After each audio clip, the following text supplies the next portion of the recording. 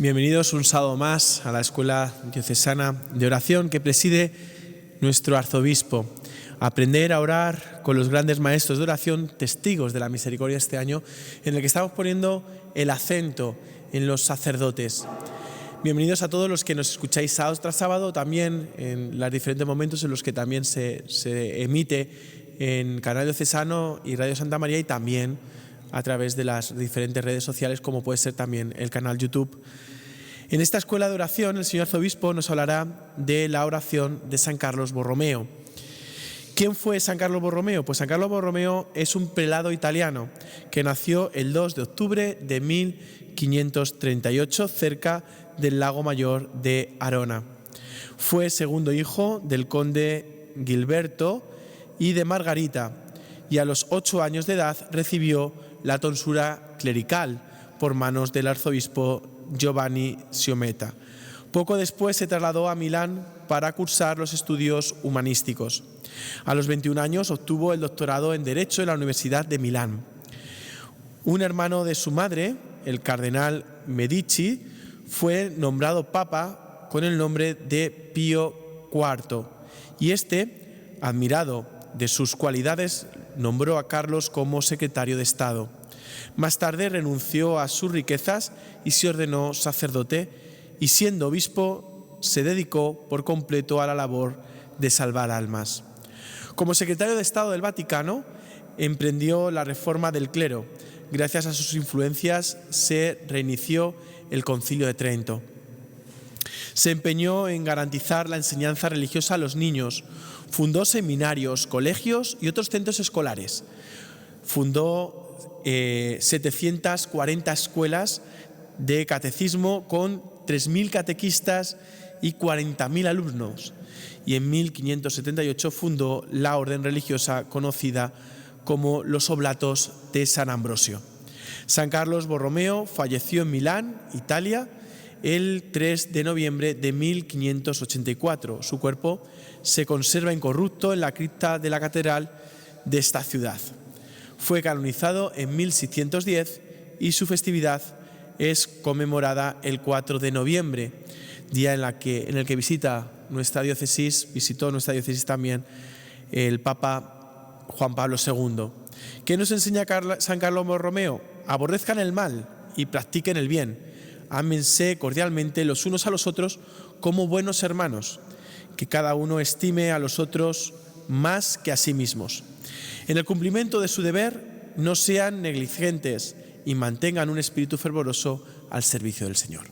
Pues escuchemos atentamente la catequesis que esta semana nos imparte nuestro señor arzobispo. ¿Cómo oraba San Carlos Borromeo? Uno de los pastores más grandes de la historia de la Iglesia.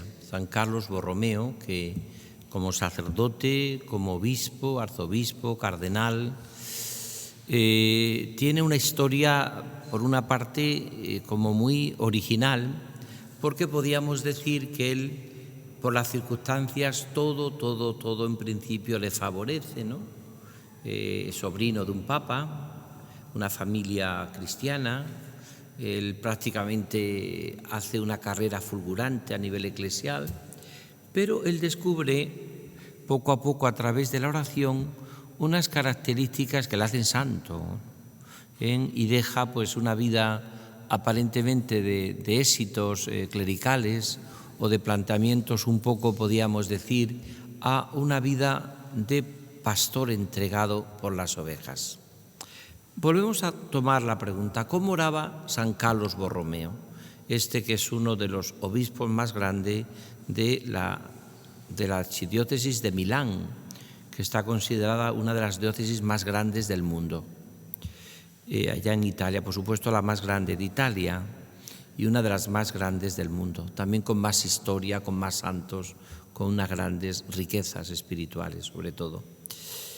Yo diría, quien no ha leído a San Carlos Borromeo, por ejemplo, ¿no? Hay una lectura espiritual suya que le dice mucho a los sacerdotes.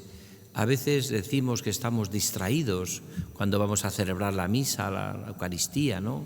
nos sentimos que estamos distraídos, que no estamos atentos, que no estamos fervorosos.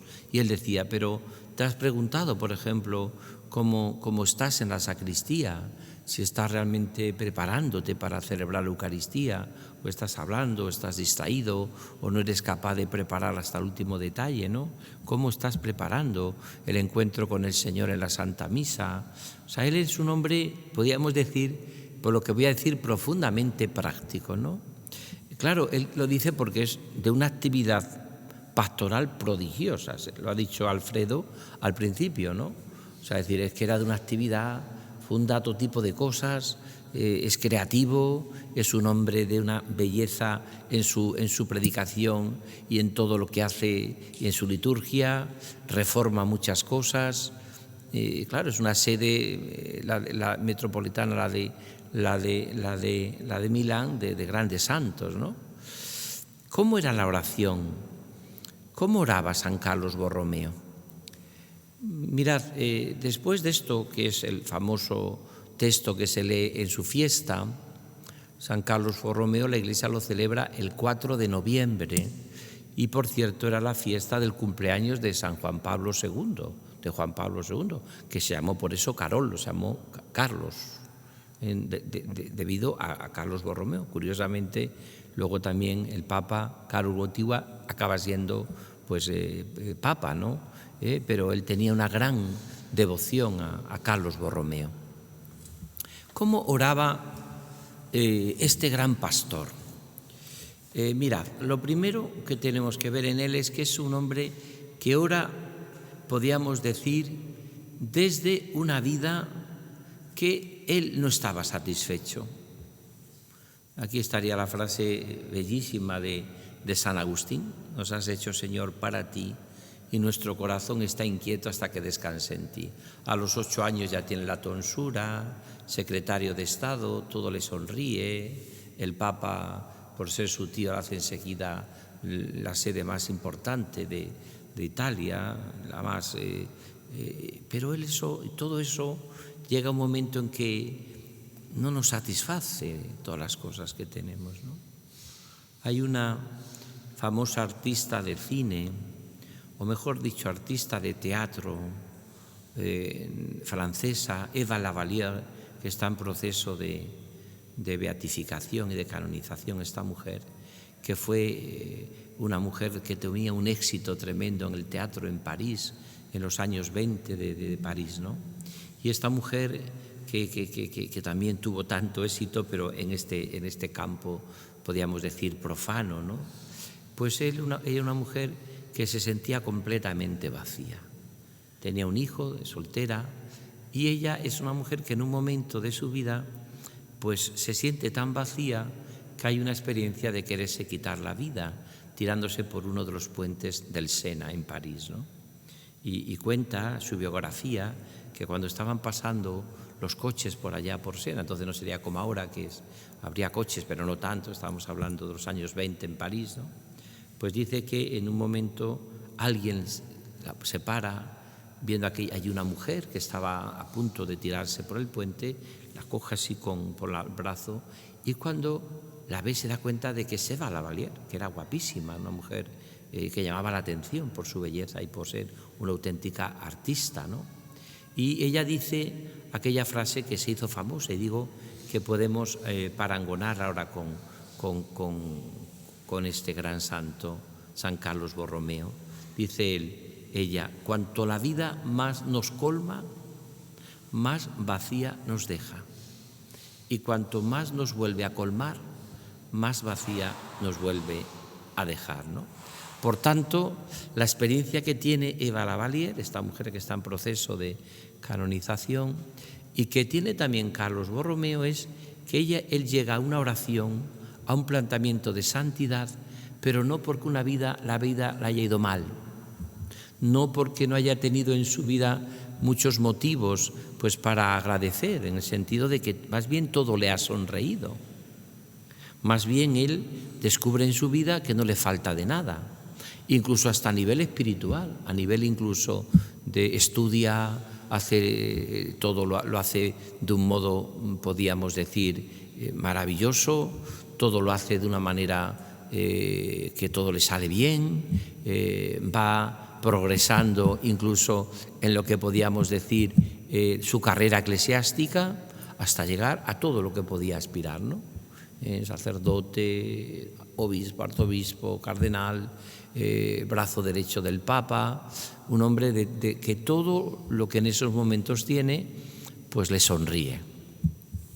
¿Cómo es entonces su oración? ¿Cómo ora este hombre?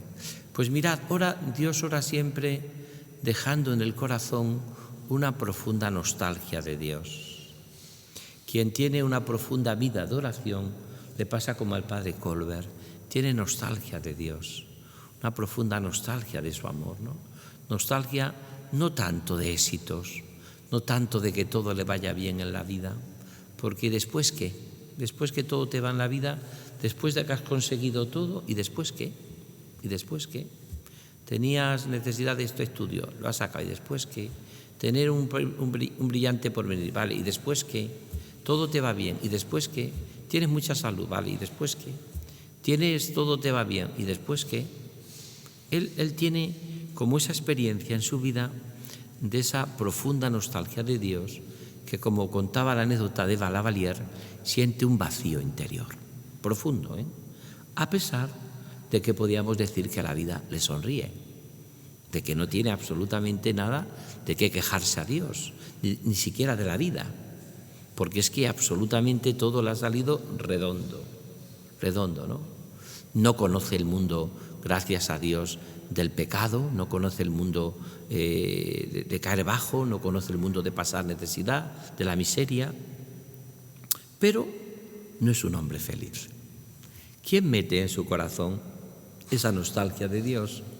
Ese nos has hecho, Señor, para ti, y nuestro corazón está inquieto hasta que descanse en ti, pues lo mete en la misma relación con el Señor, ¿no? Él, en su oración de pastor, en su oración que ve cómo muchas cosas de la vida se van terminando, cómo terminan todas las grandes fiestas y las grandes alegrías humanas, ¿no? Él siente en su oración que Dios le pide fundamentalmente pues que viva una vida llena y plena del amor de Dios. Esto que me parece que es fundamental en nuestra vida. Es decir, ¿qué hace la vida de oración en este hombre, en este gran pastor, de los pastores más grandes de la gran ciudad y de la gran diócesis que es, archidiócesis que es Milán? Pues siente en su corazón que Dios está ahí actuando, poniendo en su corazón deseos inmensos de infinito, de una nostalgia de Dios, ¿no? De un deseo de que Dios llene plenamente su corazón humano, porque no lo llenan ni las riquezas, ni lo llena el que todo le va bien, ni le llena el éxito humano, ni le llena el que le den cargos importantes, no le llena eso, no le llena eso. ¿Qué llena el corazón humano? Pues el corazón humano lo llena sobre todo el amor de Dios. El corazón humano lo llena sobre todo con esa paz y esa alegría cuando uno descubre que es infinitamente amado por Dios y cuando uno se pone en sus manos con una infinita confianza, ¿no? Por eso yo creo que esta sería la primera forma como oraba este hombre. Oraba, por supuesto, como pastor, siempre se planteó ser pastor. Se puede decir que empezó en el seminario menor, o sea, empezó a estudiar empezó su vida desde pequeño, o sea, no tuvo nunca, jamás se alejó de Dios, ni vivió una vida marcadamente apartada del Señor, ni vivió en un ambiente pagano, ni vivió en todo eso, más bien vive una vida totalmente volcada en el amor de Dios. Vive una vida, en ese sentido podríamos decir, que desde el principio todo va encaminado hacia lo que luego va a vivir como arzobispo de Milán. Es importante esto, porque también tenemos a veces que soñamos con cosas, soñamos con llegar, soñamos con que no me falte esto, soñamos con que tenga lo otro, incluso a nivel espiritual soñamos, pues luego uno descubre que ni siquiera en eso está la profunda plenitud y felicidad de mi vida, ¿no? ¿Por qué? Porque una cosa es las cosas de Dios y otra cosa es Dios. Una cosa son las cosas o las realidades y otra cosa es Él, ¿no? Él es mucho más, infinitamente más, ¿no?, que lo que Él nos da, ¿no? Eso es un poco lo que se va aprendiendo en la oración. porque al principio los principiantes en la vida de oración buscan mucho los consuelos de Dios, pero al final se van buscando al Dios de los consuelos, que es mucho más que los consuelos de Dios. Al final de una vida, cuando uno va orando y va rezando y va buscando a Dios, no busca tanto. Recuerdo yo en la vida del hermano Rafael, una vez que estaba el hermano Rafael en Ávila con su tío Polín y estaban viendo una de las montañas al fondo, no sé si se llama la Paramena o una de las montañas de Ávila, y era un día precioso de estos días de Ávila, hacía mucho frío, pero con un cielo azul impresionante, y se veían las montañas nevadas que rodean Ávila, ¿no? Y entonces dice su tío Polín, Rafael, qué maravilla, qué belleza, qué maravilla tal. Y dice Rafael, fijaros, sí, pero no es Dios, no es Dios. Impresionante, ¿no? O sea, es decir, si eso es bello, si eso es hermoso, ¿cómo serán las cosas de Dios? Pero ¿cómo será Dios, no?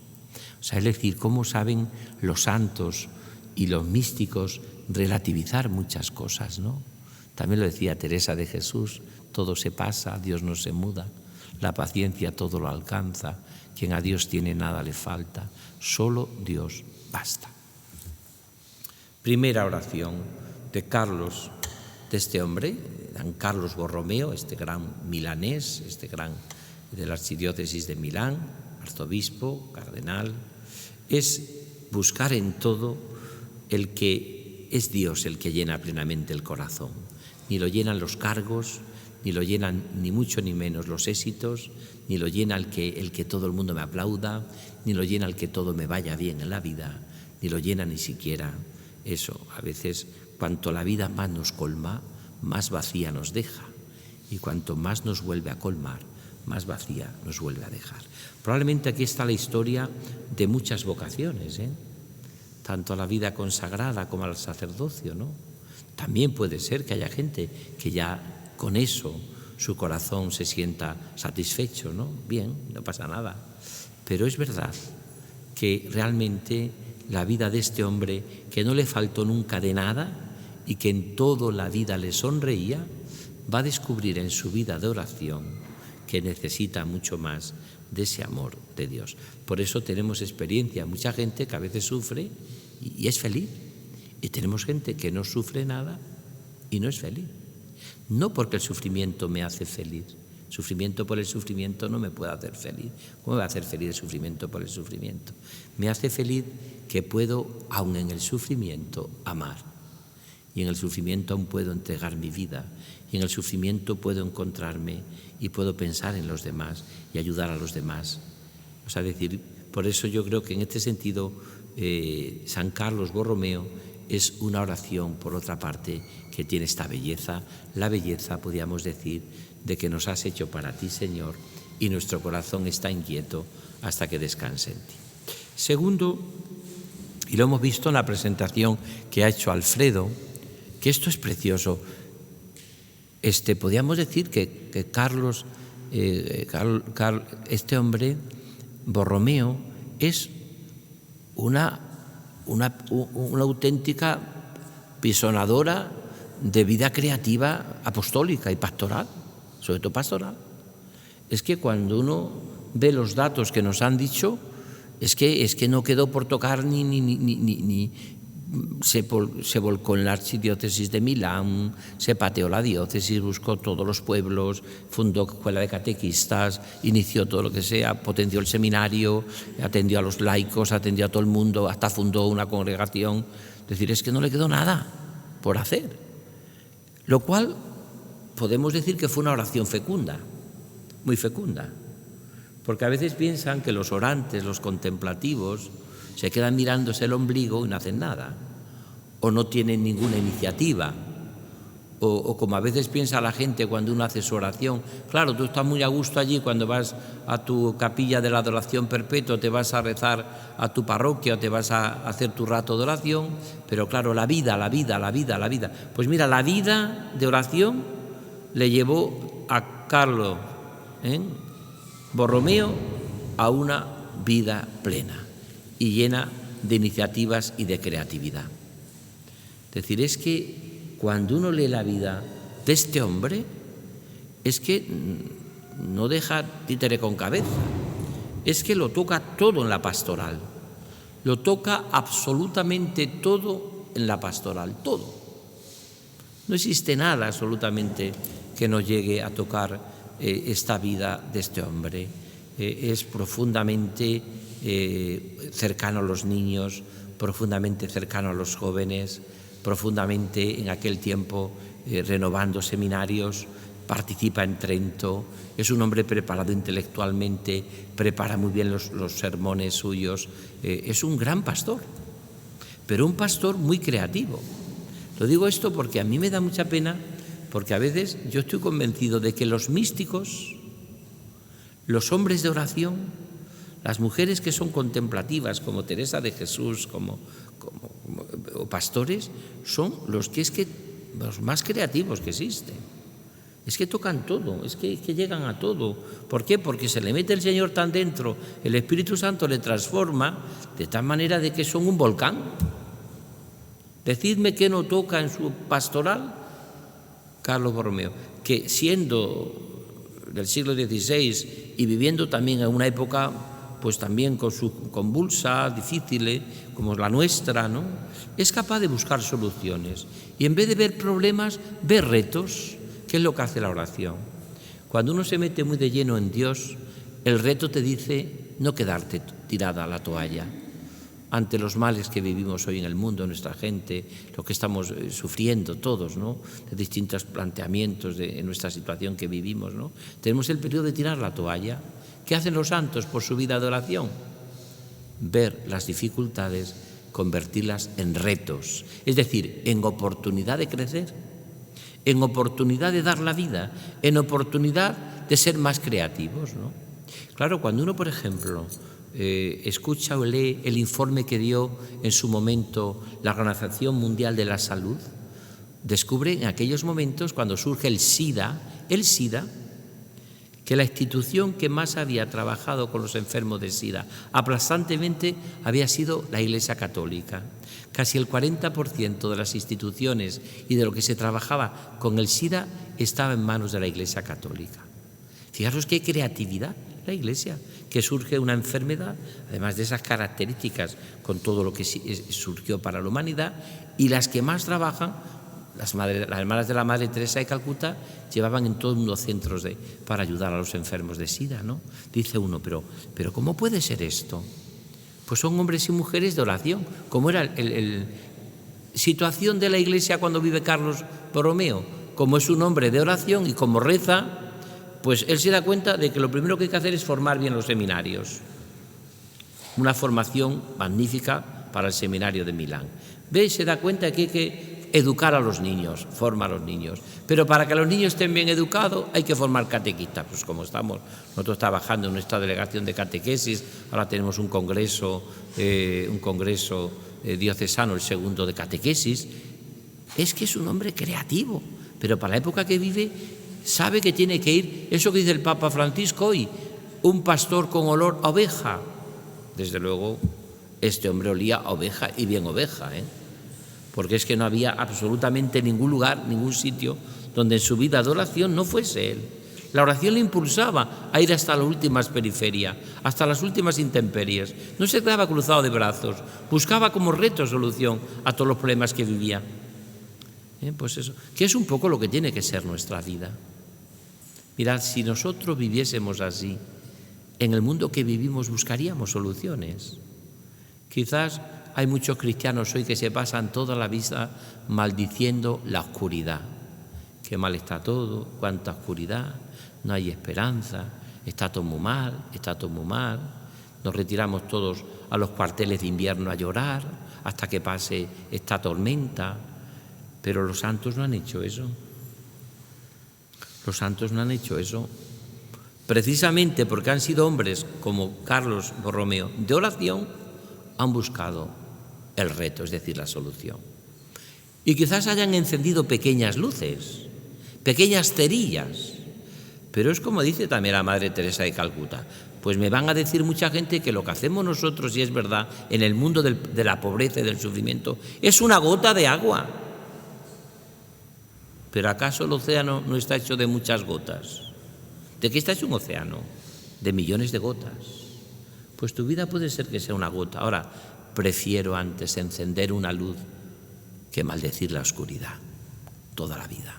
Y prefiero verdaderamente ser una gota de agua en el océano, pero hacer algo que pasarme toda la vida instalado en la queja, porque las personas que se instalan en la queja ni son felices, ni podrán hacer felices jamás a nadie. Ya lo digo yo. Como la persona que se instala en su vida en el agradecimiento ya es feliz, porque el agradecimiento me hace feliz, aunque sea una cosa sola. Sin embargo, ni una queja me hace feliz, aunque tenga toda la razón del mundo. No consiste en tener razón, sino en tener el amor, que es mucho más que la razón. Tener la verdad, que es el amor de Dios. Por eso es tan importante descubrir esto, ¿no?, en mi vida, ¿no?, descubrirlo. Y esto es lo que hace Carlos Borromeo, no hace otra cosa. Podría haberse instalado en un mundo complicado.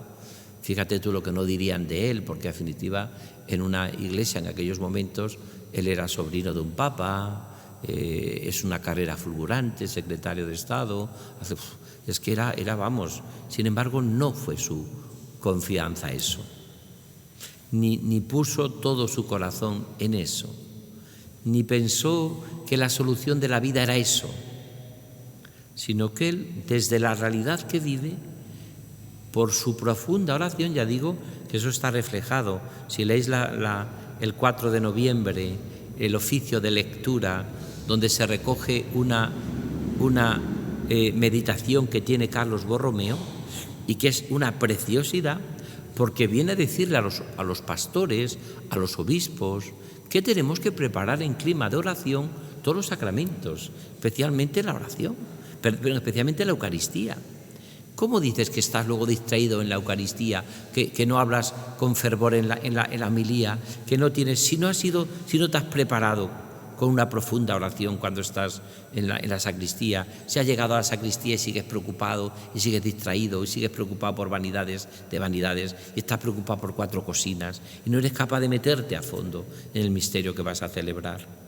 La misma Eucaristía, si no tiene vida de oración, es como el agua, decía Abelardo de Armas, un laico, ¿no?, un seglar muy famoso, cuando él grabó aquel disco, Un seglar descubre la oración. Dice que la vida eucarística, la vida de la Eucaristía diaria, si no hay vida de oración, es como el agua que trata de entrar en un cristal, resbala. Y de hecho mucha gente que va a misa todos los días comulga y aparentemente el fruto que da su vida no es de caridad, ni es de fe, ni es de esperanza. Pero si va a misa, lo más grande, de acuerdo, lo más grande, la Eucaristía. Pero como la Eucaristía no esté orada, no esté interiorizada, pues lo que decía Carlos Borromeo a aquellos pastores de su tiempo. Por eso es muy importante una vida de frecuentar los sacramentos, pero que vaya acompañado por una profunda vida de oración. Porque es la oración la que me ayuda a que convierta la Eucaristía, en vez de en un cristal que resbala, en una esponja que todo lo esponja. Por eso cuando uno prepara la Eucaristía celebrada, comulgada, adorada, cuando uno está en sintonía con el Señor, como dice Carlos Borromeo, tu vida se va transformando. Entonces tú mismo descubres, porque has preparado, porque estás ahí, que el Señor esponja tu vida, esponja tu corazón, y en cierta manera vives aquello que dice el Salmo, ¿no? El Señor me dio anchura, en la dificultad me dio anchura, me dio corazón amplio, no encorsetó mi vida, no me la redujo por la vida de oración a una vida totalmente encorsetada. Y termino ya, tercero. Mirad, la vida de Carlos Borromeo está tejida de una oración desde una vida aparentemente fácil, que todo le va bien, pero que descubre esa insatisfacción. También desde una vida que podíamos llamar, en el cual él descubre esa dimensión de pastor, esa dimensión que yo creo que está en toda en toda su realidad, ¿no? Del pastor que vive esta dimensión de entrega, de preparar las cosas, de no quedarse en los datos, sino ir mucho más allá. Y yo creo que la última clave que podíamos decir de su oración es que era una oración que podíamos llamarle, decíamos antes, creativa, una oración que le lleva a vivir una pastoral casi desbordante, pero que él la vive desde la unión con Cristo en la oración. La tercera y última es que es una oración de corazón. Entendérmelo. Toda oración tiene que ser de corazón, pero él es una oración de corazón de buen pastor. Mirad, la oración tiene que hacerme que mi corazón vaya siendo ilimitadamente bueno, como el corazón de Jesús. Esta clave, si yo cuando rezo mi corazón se hace duro, probablemente no está contemplando la Trinidad, sino está contemplándome en un espejo. Porque hay gente que busca en la oración un espejo. ¿Por qué un espejo? Porque lo que hace es mirarse a sí misma. Y como se mira a sí misma, le pasa lo que le pasó a aquel fariseo cuando subió a orar. ¿Sabéis ese texto de Lucas, ¿no? Que es clave en la oración cristiana, ¿no? Sube un fariseo y un publicano. ¿Qué hace el fariseo? ¿A quién mira el fariseo? Un espejo. Se mira a sí mismo. Y por eso se pasa toda la oración dando gracias a Dios porque Él es bueno. Le cuenta a Dios lo bueno que es Él y lo malo que son los demás. Fíjate ese que está en primera fila, en segunda fila, ese es un adúltero, ese no paga el diezmo, ¿no? O sea, lo cual hace lo que hacen todos los fariseos, que siempre es su pecado, que se pasan la vida juzgando. ¿Y tú qué sabes si ese es adúltero? ¿Y tú qué sabes si ese no paga el diezmo? ¿Tú qué sabes? ¿Tú qué sabes? Se pasa toda su vida sin un corazón ilimitadamente bueno. ¿Cuál es la clave de esa oración profundamente cristiana, pastoral, de pastor, de santo que tiene Carlos Borromeo? Le lleva un corazón ilimitadamente bueno como el de Jesús. Y esto tiene que ser nuestra oración. Si mi oración me lleva a mirarme un espejo, si mi oración me lleva a juzgar a los demás. Mirad que esta es la parábola del hijo pródigo, también ocurre. ¿Quién es el que se queda en casa? El fariseo. Ellos nunca salieron de casa, los fariseos. Siempre estuvieron en la revelación, siempre estuvieron en la fe del pueblo judío. Pero ¿qué pasa al que se queda en casa? Que se pasa la vida juzgando a su hermano. Y cuando llega, no es capaz de sentarse en la mesa de la reconciliación de su hermano. Juzga con dureza a su hermano. Lo de la parábola, el que subió a orar, ¿no? Qué distinto el publicano, ¿no? Que no levantaba los ojos, es decir, una actitud humilde, que es lo que da siempre la oración, un corazón manso y humilde, y que lo tuvo Carlos Borromeo, porque podía venir del hombre prepotente, porque había tenido todos los grandes cargos que podía tener. Obispo, arzobispo, cardenal, familiar del Papa. Podría haber sido un déspota, pero el corazón de Jesús en su oración no le deja ser un déspota. Tiene que ser un hombre limitadamente bueno, capaz de perdonar, capaz de entender, capaz de no juzgar a nadie, ¿no? Él se dedicó a vivir el Evangelio. Ya está. Y si los demás no lo vivan, es su problema. Él como pastor buscaba y se pateaba no sé cuántas veces Milán y se pateaba aquella diócesis inmensa y estaba con unos y con otros y con los niños y con los jóvenes y sabía que la transmisión de la fe era muy importante y formó escuelas de catequistas por todo sitio y sabía que era muy importante el seminario todavía y cuando llega a Trento ya él hace que el seminario de Milán, que ha sido un seminario siempre repleto de muchísimos seminaristas, ¿no?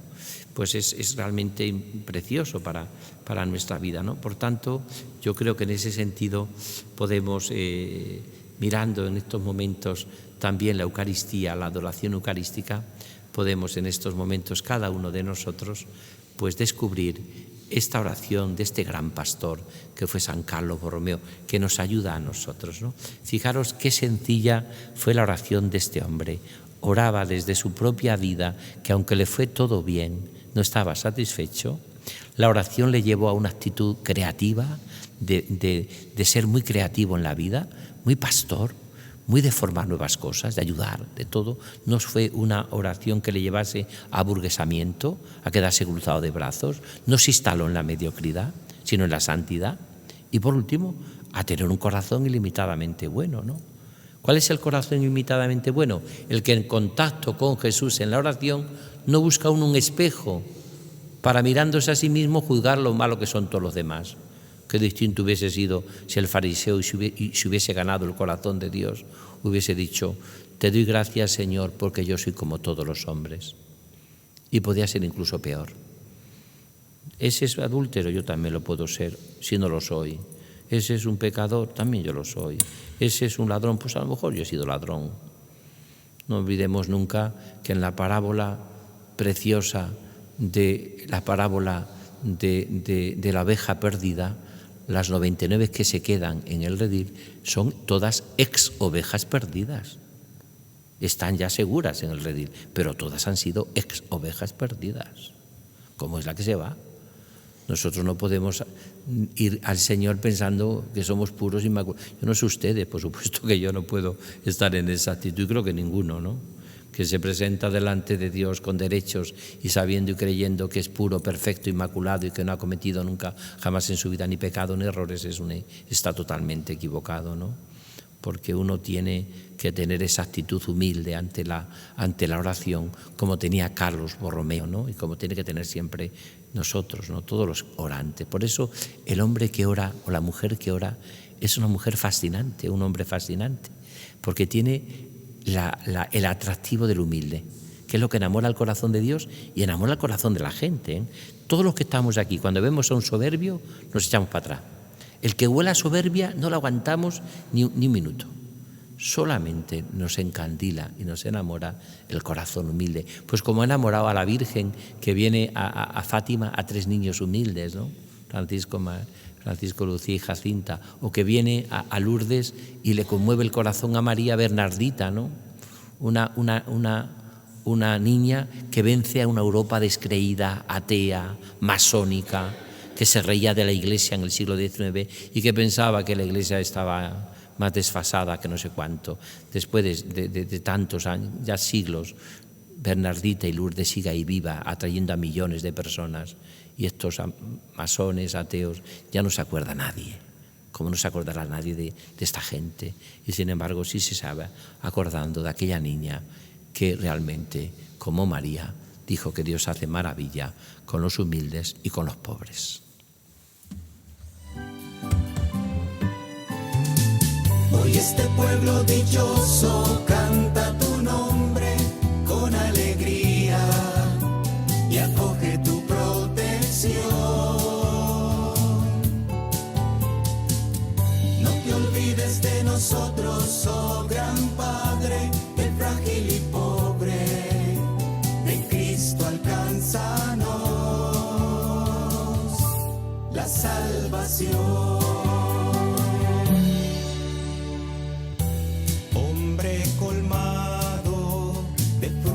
No de flores, humilde siempre, el Papa te dio 1000 honores.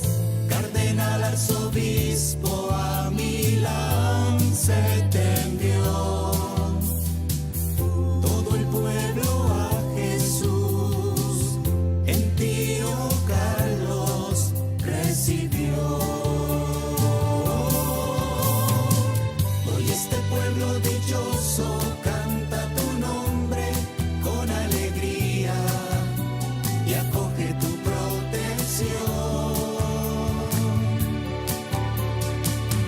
No te olvides de nosotros, oh gran Padre, el frágil y pobre, de Cristo alcánzanos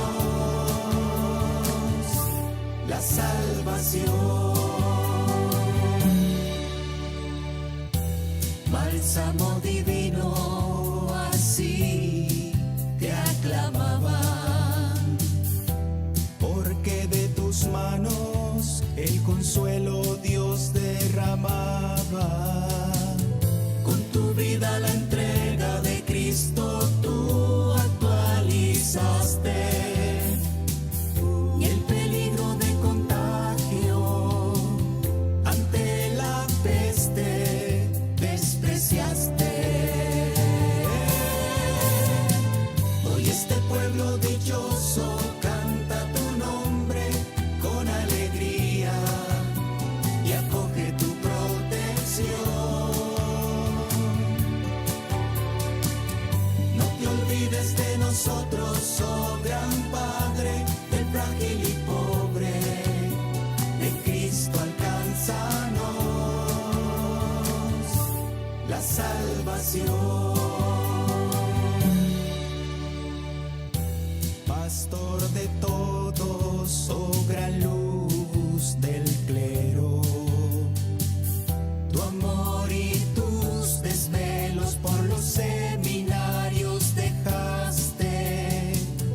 Padre de los pobres, oh San Carlos Borromeo, sin ningún temor el Evangelio anunciaste.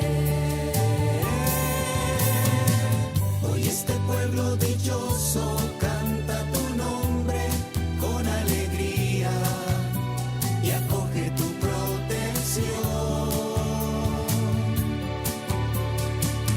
No te olvides de nosotros, oh gran Padre, del frágil y pobre, de Cristo alcánzanos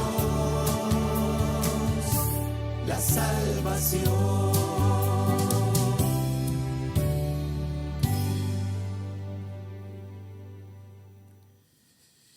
Después de escuchar esta catequesis de don Francisco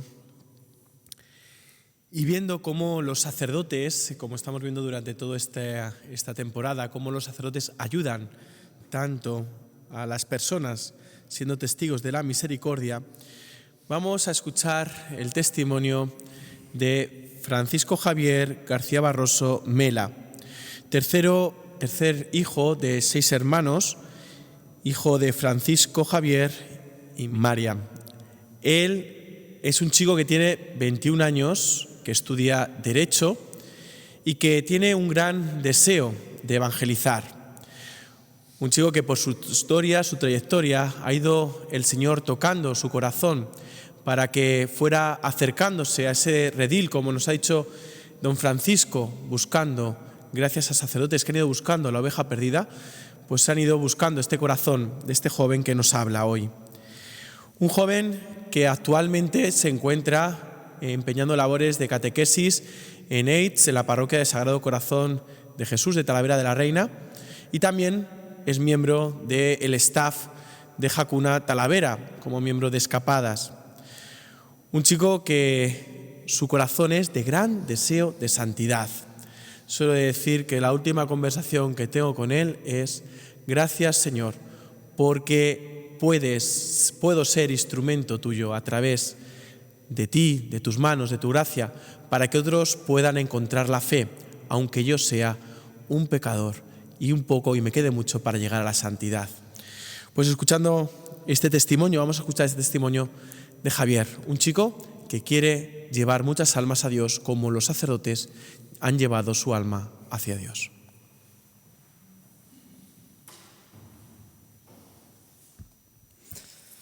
Bueno, yo soy Javier, como ha dicho Alfredo, soy el tercero de 6 hermanos y veo que ha explicado con bastantes expectativas un poco acerca de mi persona, así que voy a intentar ser un poquito más realista, ¿vale? Voy a explicar un poquito, no desde mi testimonio, desde mi experiencia de vida, sobre todo la figura del sacerdocio, ¿no? Y el testimonio de fe que me han dado a lo largo de toda mi vida, ¿no? Y lo voy a explicar sobre todo dividiéndolo en 3 etapas, ¿no?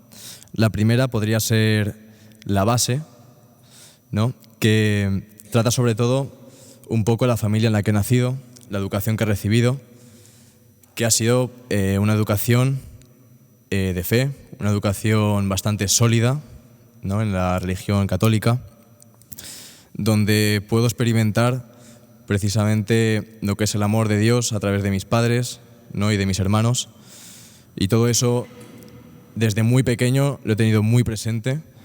Lo he tenido tan presente, ¿no? que a día de hoy, aunque hayan pasado ya bastantes años, ha sido ahora cuando me ha venido ¿no?, a la cabeza, que ha venido a mi corazón todo eso que he aprendido desde pequeño, ¿no? Y en esa educación, bueno, pues he tenido la oportunidad, como es una educación católica, ¿no?, y bastante sólida, las cosas como son, pues he tenido la oportunidad de estar rodeado de la figura de los sacerdotes, ¿no? He tenido la oportunidad desde bien pequeño, ya sea por mi colegio, y también, bueno, pues participando de distintas iniciativas, distintas actividades, ya sea campamentos, catequesis, ¿no?, al recibir los sacramentos, pues he estado muy acompañado de distintos sacerdotes desde que era bien pequeño, lo cual para mí ha significado sobre todo dos cosas, ¿no? Una es el valor que le doy actualmente al sacerdocio, ¿no?, ya que han sido los transmisores, es verdad que aparte de mis padres, ¿no?, y mi familia, pero sobre todo los sacerdotes, pues han sido los transmisores de la fe, ¿no?, en mi vida, los que me han educado realmente, los que me han querido transmitir, ¿no?, el conocimiento de Jesús, la cercanía de Jesús. Y también, bueno, pues me ha llevado, ahora explicaré un poquito más en detenimiento, me ha llevado muchas veces al igual que en principio valorarlo demasiado, pues también me ha llevado a valorarlo muy poco, ¿no?, al estar muy acostumbrado e incluso a mostrar cierta indiferencia. Pero realmente quiero hacer hincapié a lo largo de todo mi testimonio, ¿no?, en la figura del sacerdocio, como sobre todo algunos en concreto que podría nombrar, de hecho nombraré, la figura de los sacerdotes como un acompañante, ¿no?, en la vida. Y eso lo he ido notando, ¿no?, desde bien pequeño, como ya he dicho, recibí una educación, ¿no?, ya sea en mi familia, ya sea el colegio y demás, pero llegó una época, ¿no?, en mi vida, ¿no?, sobre todo un poquito antes de la adolescencia, en la que ya empecé a torcerme, ¿no? Siempre he sido un chico, bueno, pues un chico, digamos, no bondadoso, siempre tiene una mirada limpia, ¿no?, pero llegó un momento en el cual me empecé a torcer, ¿no? Eso se vio muy reflejado en mi familia, ¿no?, mi comportamiento hacia mi familia sobre todo, y en, bueno, pues mis cosas del día a día, ¿no?, como puede ser un niño preadolescente. Y poco a poco eso fue creciendo, ¿no?, juntando un poco con la rebeldía habitual de la adolescencia, pues también fue sumándose, ¿no?, la frialdad de mi corazón, ¿no?, y la indiferencia hacia los seres que yo quería, ¿no?, los seres que además me querían a mí, aunque yo no lo veía. Y ahí siempre ha existido sobre todo la figura del sacerdote, ¿no?, sacerdotes tan importantes en mi vida como don José María Alsina, al que le debo prácticamente todo, ¿no?, que a pesar de mi rebeldía, a pesar de mi indiferencia, incluso mi odio hacia puede ser la Iglesia, ¿no?, en algunos momentos, pues han seguido ahí, ¿no? Y yo agradezco sobre todo la figura del sacerdocio, sobre todo en ciertas personas, ¿no?, por decirme la verdad, ¿no? Yo sé que Dios me ha regalado, ¿no?, algo que no me merezco, ¿no?, como puede ser, como he dicho al principio, mi familia, pero por voluntad propia, por mis circunstancias, pues poco a poco, ¿no?, me he ido alejando. Pero aún así siempre he recibido la verdad, ¿no?, y la verdad desde Jesús, desde Dios. Y eso ha sido lo que, aunque en esos momentos en los que me decían, Javier, tú no puedes hacer esto, Javier, esto tienes que corregirlo, no, Javier, el camino es este, y yo decía que no, o a veces incluso decía que sí, pero yo mi corazón no actuaba como sabía que debía actuar, aún así siempre han seguido a mi lado, ¿no?, siempre me han acompañado, siempre me han guiado, siempre me han cuidado, y eso es una cosa que a día de hoy no tengo muy marcado en mi corazón, y es algo que a día de hoy quiero también, aparte de agradecerlo, ¿no?, a Dios, porque realmente son instrumentos, ¿no?, de Dios que han actuado en mi vida, pero es algo de lo cual yo aprendo, ¿no?, y es algo de lo cual yo ahora mismo quiero también ser partícipe y quiero seguir transmitiendo. Y ya te digo, o sea, en esta época tan, bueno, un poquito más confusa, un poquito más rebelde, pues esos sacerdotes han ido siguiendo, ¿no?, en mi vida, y hasta el día de hoy, ¿no?, tuve un punto que sería como la tercera etapa, ¿no?, tuve un momento de inflexión, ¿no?, en el cual yo tuve que tomar la decisión, ¿no?, de seguir un camino, seguir otro, y a día de hoy puedo decir que me alegro enormemente, ¿no?, de haber tomado ese camino correcto, y en ese camino, por supuesto, siempre ha existido, ¿no?, la figura del sacerdote, sobre todo, sin duda. Ya dejé de lado un poco a mi familia y empecé a escuchar, sorprendentemente empecé a escuchar a la figura del sacerdote, intentar interiorizarlo, ¿no?, y intentar aprender o darme cuenta de qué es lo que me decía y qué es lo que debía hacer, ¿no? Y por qué me lo decía. Y ahí es cuando yo aprendí que realmente existe el amor, ¿no? Y es un amor, realmente es el amor de Dios, es el amor de Jesús, el cual a través de estas personas pues ha ido infundiendo, ¿no?, en mi corazón, y es lo que han hecho que yo pueda haber tomado la decisión correcta, ¿no? Que a día de hoy sigo luchando, ¿no? Sigo intentando pues seguir tomando decisiones correctas. Por eso digo que Alfredo pues me ha pintado demasiado bien para lo que es la realidad. Y también, evidentemente, ahora mismo, por ejemplo, él ocupa un lugar muy importante en mi vida, ¿no? Porque en este punto de inflexión el cual he tomado y en este momento actual en el cual yo estoy cambiando, ¿no?, el curso de mi vida, yo estoy intentando tomar buenas decisiones, pues siempre tengo una mano que me va dirigiendo, ¿no? Y me va diciendo la verdad, como anteriormente. Y bueno, simplemente pues para concluir, ¿no?, yo creo que mi testimonio acerca de la experiencia de la figura del sacerdote, ¿no?, en mi vida, podría definirla con una palabra, ¿no? Bueno, con dos palabras. Una es guía, la palabra guía, y otra es la de instrumento. ¿Y esto por qué? Porque realmente la primera, ¿no?, guía, pues es la que ilumina, ¿no?, la que te va marcando el camino al cual tú tomas la decisión con tu libertad de hacer caso o no, pero la figura del sacerdote el sacerdote te muestra o me ha mostrado, digamos, el camino. Y por eso me guía, pero también es instrumento, porque realmente todo esto, y el sacerdote más todavía, es instrumento de Dios. ¿No? Ese camino Dios me lo ha puesto en mi vida, me lo va poniendo en mi vida, y se vale del sacerdote, ¿no?, de la figura del sacerdote, de mis amigos sacerdotes, para ir marcándome, para ir guiándome en ese camino. Así que recalco, ¿no?, la figura del sacerdocio como, desde mi experiencia, ¿no?, como guía y como instrumento.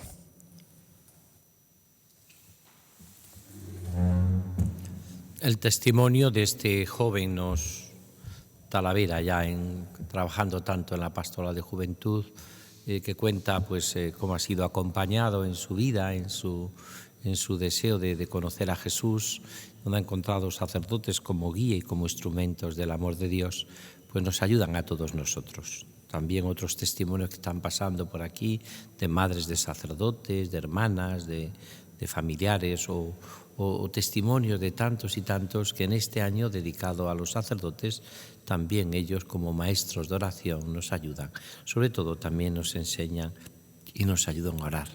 Como estamos viendo sábado tras sábado en nuestro programa, en nuestra catequesis Escuela Diocesana de Oración, contemplando siempre la Eucaristía, que es el centro, cumbre, culmen de la vida cristiana, como dice el Vaticano II, y también este año con el icono que tenemos del buen pastor, con Pedro, allá en el lago Tiberíades, con las ovejas, una sana, otra un poco más menos sana y otra enferma, donde el pastor cuida de las ovejas y le dice una y otra vez a Pedro: apacienta mis corderos, apacienta mis ovejas.